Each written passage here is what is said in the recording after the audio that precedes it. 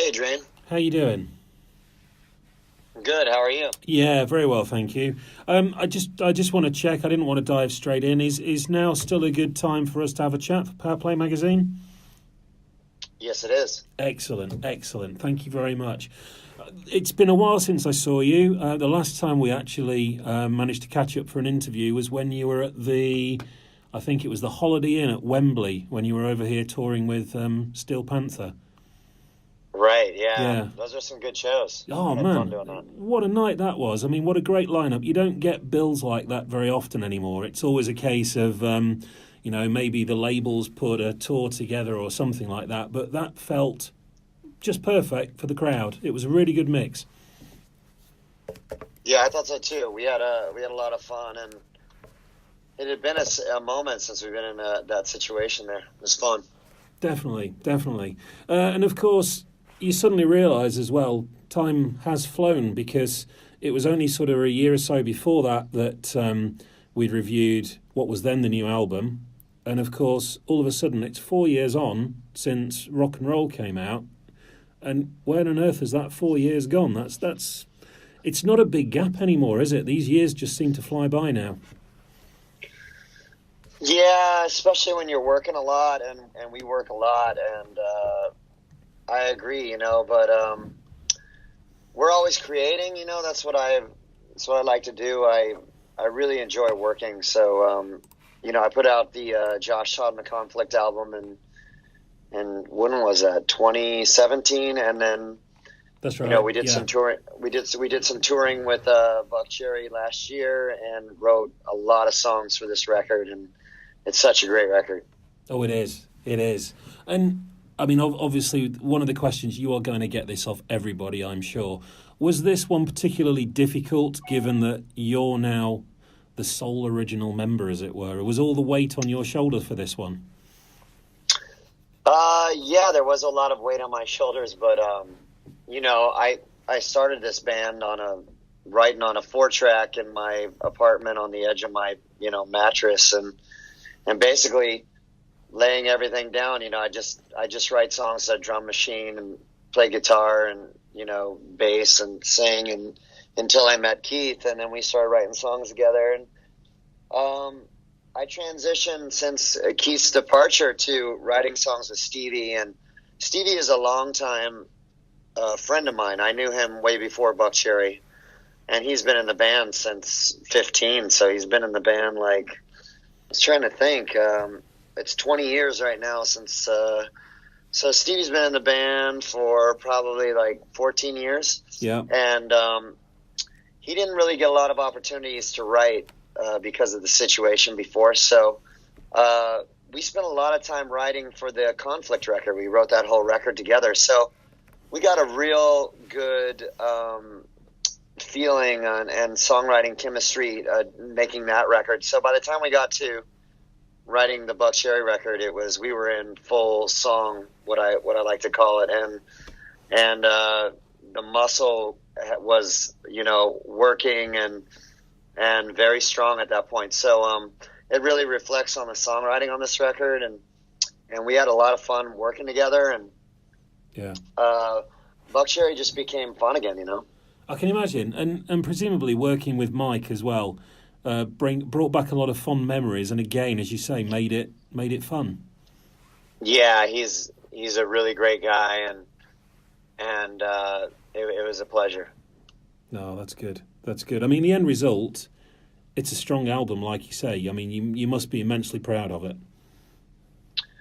I am. I think it's the best record since 15, and of course, we'll see what the public thinks when it hits the streets and stuff. But it's been just a great response so far with everything we've kind of rolled out. With Head Like a Hole and now Bent. Everybody loves Bent, and I just can't wait till they get to hear the whole thing.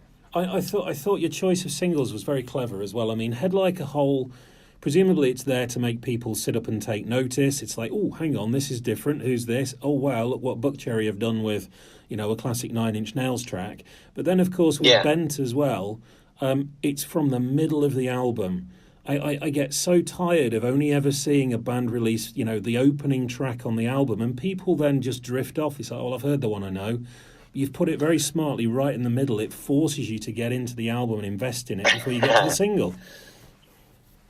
Yeah, I didn't think of it that way because whenever I get a sequence together for a record, I just want to make sure that the pacing is good. So, yeah, as far as tempos and everything, and it's always a challenge because I want to, in my head, I'm like, okay, some person's going to sit down and listen to this thing from beginning to end, and I want them to have a really great experience, and I know a lot of people don't do that, but there are some people that still do that. And, yeah.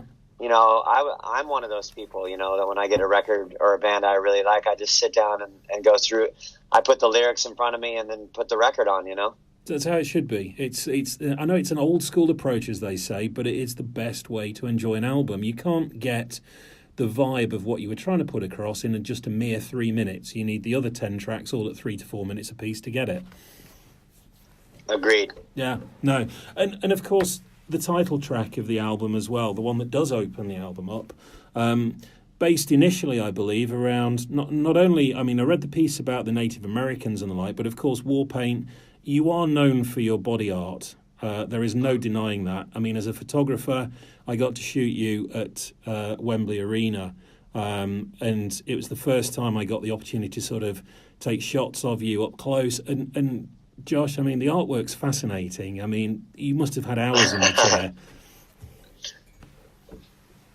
Yeah, hours and hours. I don't even remember how many hours I put in, but there was a moment in time when I was in my early 20s where I was just literally getting tattooed like every week, so it's something I always want. I was really fascinated with.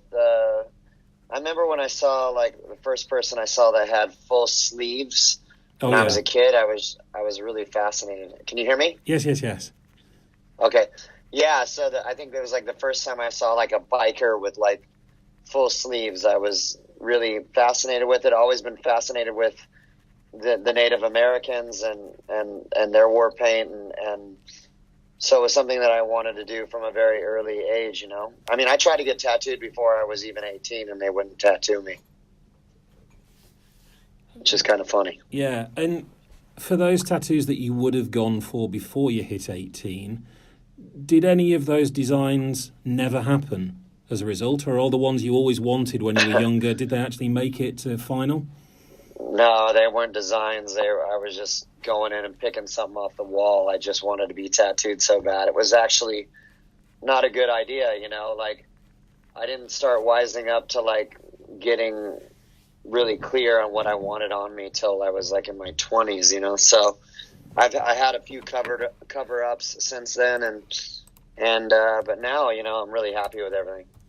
I'm not surprised, and the one that, of course, kind of strikes the most is the work that you've had done on your back. If you don't mind, is it a personal thing or is it a story you can share? It's a bit personal, and but I'll share it.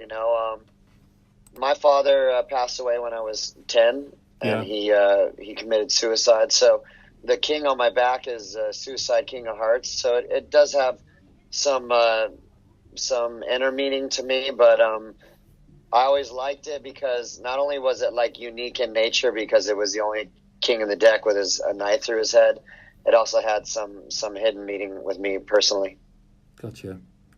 That's it's a nice way to, I guess, kind of look back on having lost your dad, and it's there as a permanent reminder when you need it. Yeah, but it's a nice thought, not a bad one. No, definitely. No, thank you for that. So, Head Like a Hole, I'm guessing because the new guys have been coming into the band and you're needing to work with them as well, Head Like a Hole was presumably just one of those tracks. Do you guys know this? Shall we just jam this out and see how we get on as a band? And it kind of just worked out so well. Yeah, well, we were throwing a bunch of ideas. Whenever you make a record nowadays, it's oh, okay, are you guys going to do a cover and all that? And so we like to get that out of the way right away so we can just get down to the songs that we wrote and everything like that, So when we were in there, we were thinking about a cover, and I always want to make a cover sound like we wrote it, you know. So, and we've done that in the past with songs like "Say Fuck It." And we also did a singles album too, which was a lot of fun, you know. But but I like taking something that's off the beaten path, you know. Like for me, just to be a rock band covering a rock song is just not that interesting for me, you know. Yeah. I like to take like a pop song and make it a rock song, and it sounds like us. And so this song, although it is kind of alternative and electronic, when it was out on Pretty Hate Machine, I was like, this would be a great rock song, you know.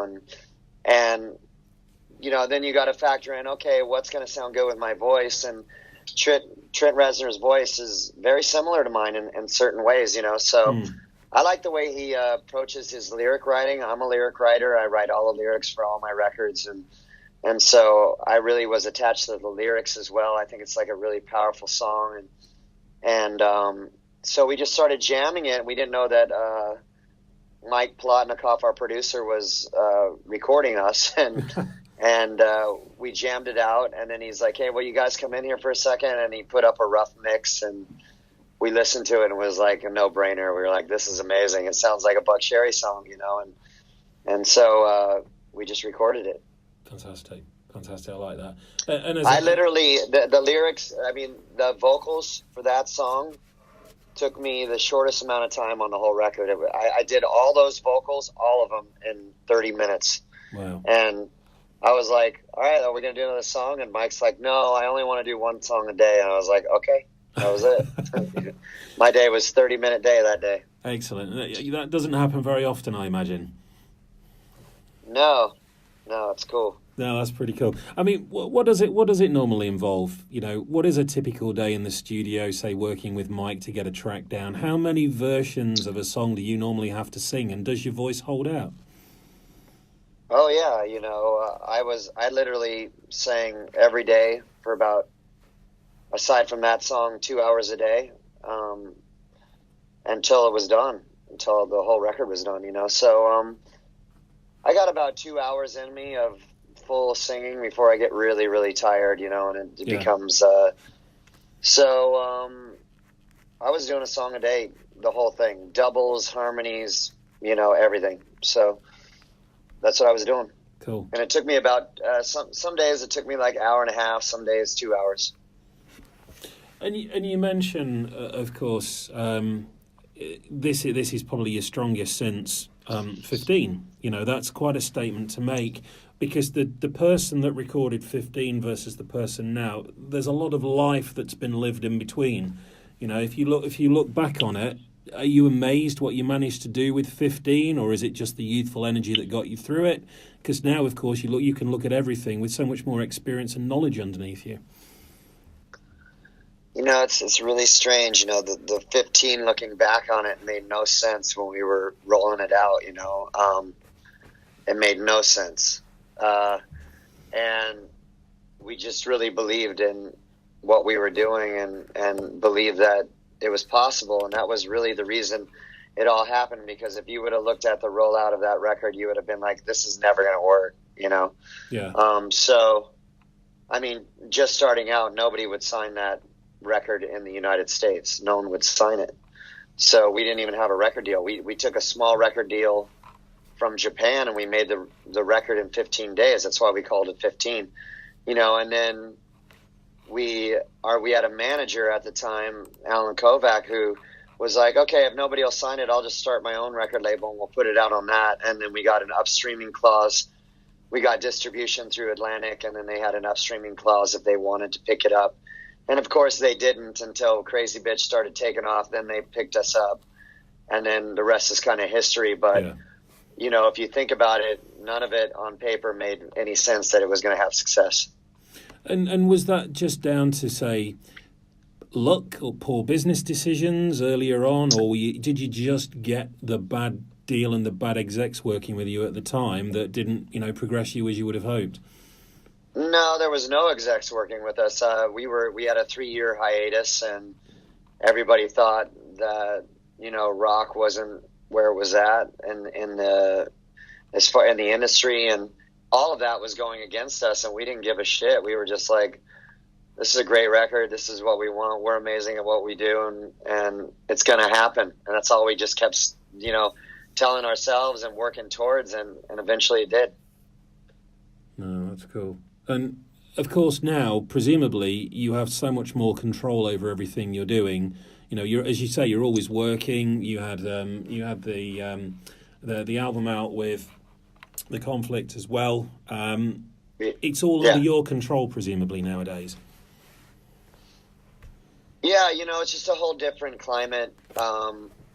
It's really a hustle at this point. But if you're passionate about what you're doing, and you work really hard, then it's going to serve you. And I'm that person, and thank God that, I had this great brand that I created back when it was a lot easier to roll something out because it was more of a controlled marketplace. Now I really have,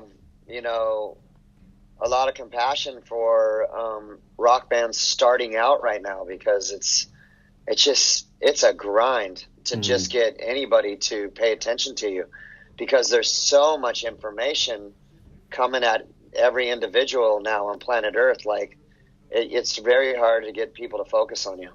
Oh, I can appreciate that. I mean, from a writer's perspective, I'm currently sitting on an inbox just for music of something in the region of about 1,000 unread emails. That's since the 1st of January, and that's with me answering loads of them as well, but they just come in so rapidly now. As you say, it's too easy to get in touch with everybody, to pass music on to them. Would you consider this? Will you do that? What about this? To pick things out of that pile, you've either got to have a very good eye for it, a good ear for it, or you have to have the time.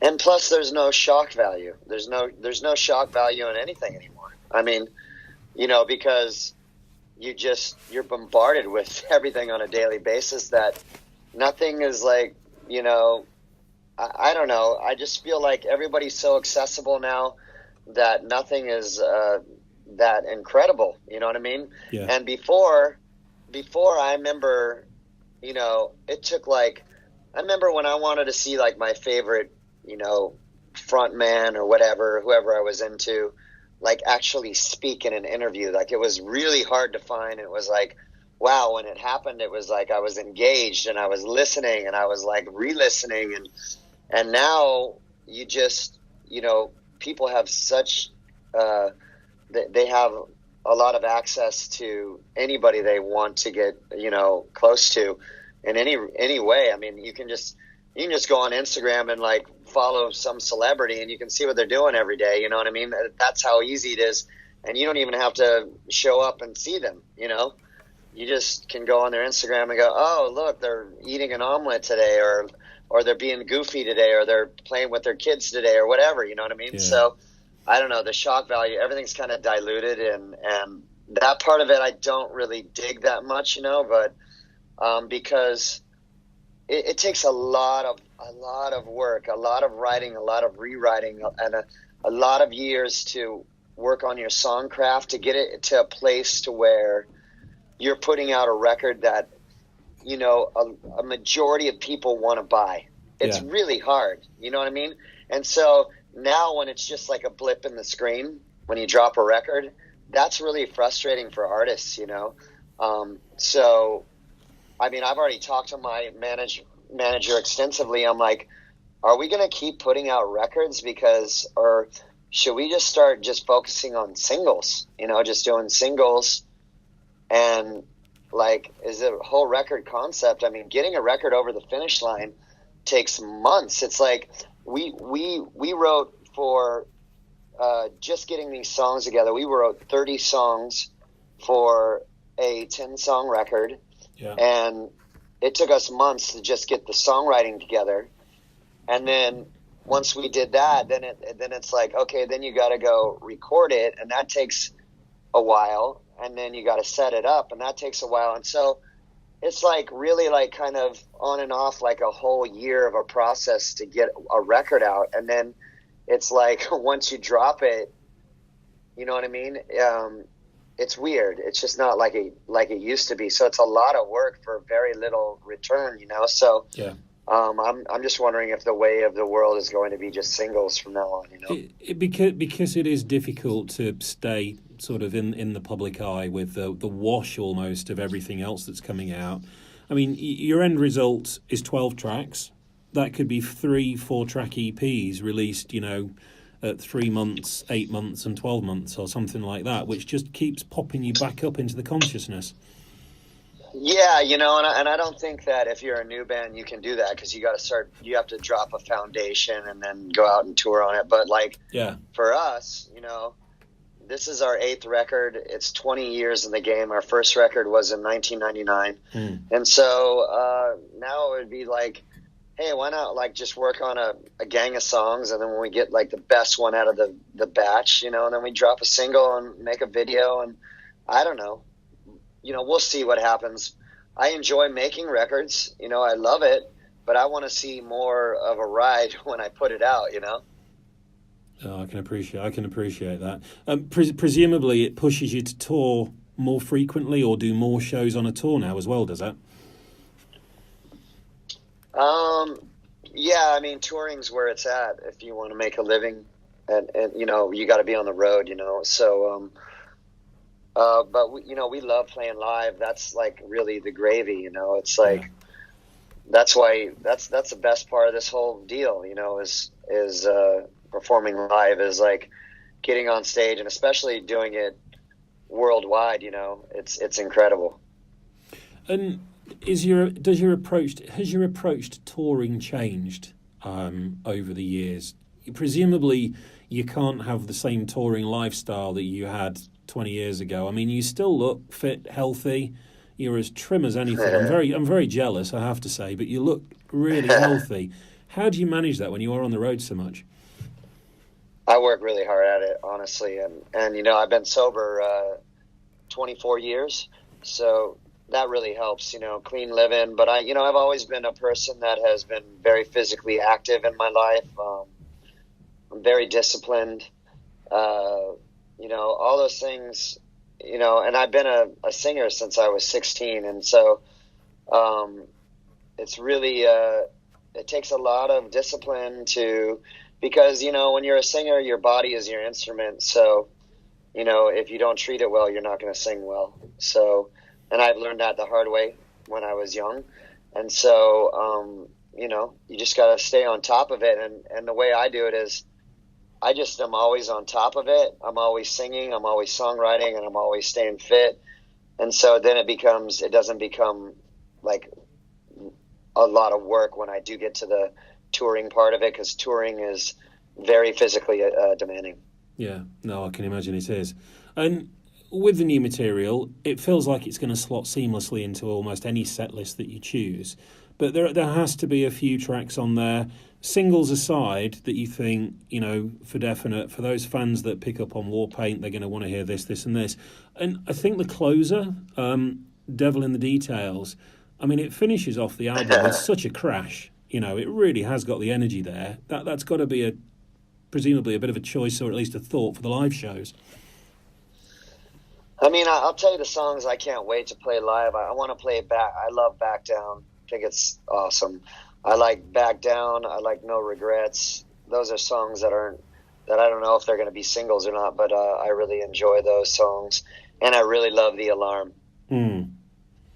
All of which come in at roughly that 3-minute mark, so they're perfect for the energy and the excitement that you can get across to the crowd in the time. For sure, yeah. Yeah. No, that's very true. That's very true. When are we getting you back? Have we got you coming over soon on the back of this? We're coming to the UK February 3rd, and then we're going to do some Germany dates and an Italy show. Is it Hoobastank you're out with? Yeah, we're coming there with Hoobastank and Adelita's Way. Wow. Again, that's another good lineup. It's going to be fun. Isn't it? Yes. Do you know when we've got you in London? Because the one thing I hadn't got in front of me were any tour dates. Let me look. That's bizarre. No tour dates. Let's see. London will be there February 8th. at the Shepherd's Bush Empire, Oh, O2. yeah, very nice. Good venue. Classic old, I don't know if you've played there before, but it's a classic British theatre layout with the balconies and the tiers and things like that. But it's one of the best venues in London to get a good crowd up and moving. Oh, cool. Yeah. I don't recall playing there, but I'm sure I've played everywhere, so maybe we have. I don't know. When you pull up outside and you go, oh, it's this place, I remember now. Yeah, I'll tell you what That's happened right. there. That's It was how it this, always this, and this. works. I know, that's great. Or I'll go in a dressing room usually, and I'll be like, "Oh, I remember this dressing room." You know. This is when you find your signature still on the wall somewhere. Yeah. Always the way. Josh, that'll do me perfectly for an article. Thank you very much for your time. This is going in to the editor at Power Play in the next week or so. It'll be on the shelves 22nd of February, I believe. So I'm sure the guys at the label will send you a copy out. Great. Thanks so much, Adrian. I appreciate it. Likewise, and hopefully I'll see you at Shepherd's Bush on the 8th. Thank you ever so much for your time. All right, buddy. Take Bye. care. Thanks a lot. Bye-bye now.